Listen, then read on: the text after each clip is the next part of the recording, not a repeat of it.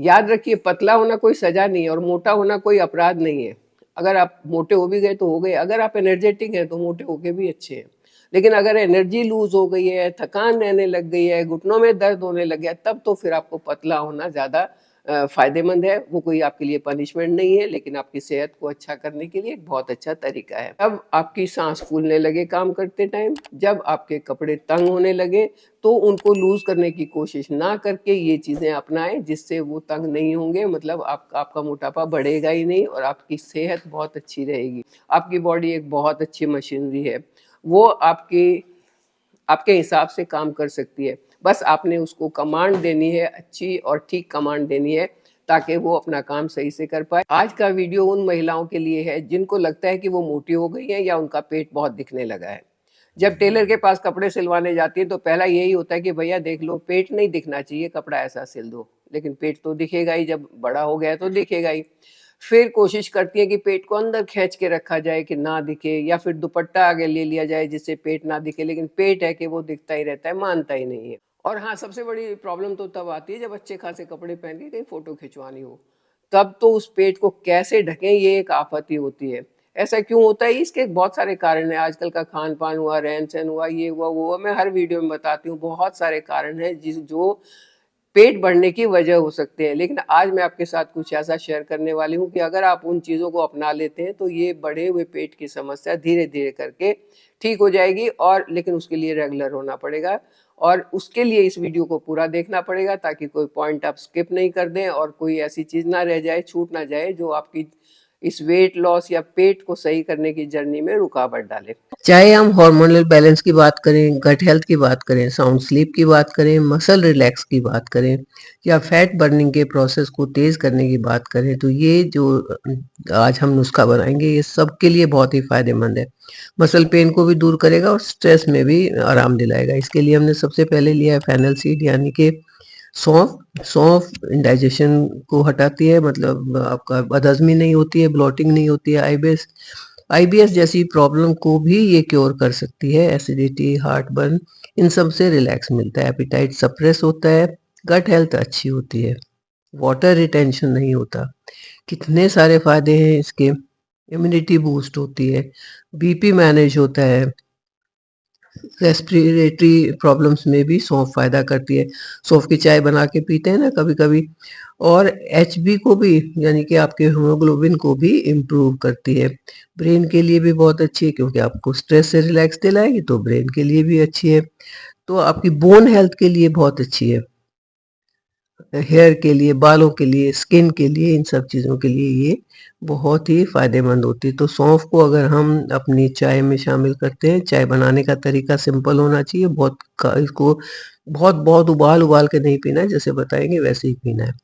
और दूसरा हमने इसका जो इंग्रेडिएंट लिया है वो है मिंट लीव्स, यानी कि पुदीने के पत्ते। ये लीवर के लिए भी अच्छे होते हैं, न्यूट्रिशन को एब्सॉर्ब करने में मदद करते हैं, ओरल हेल्थ को अच्छा करते हैं।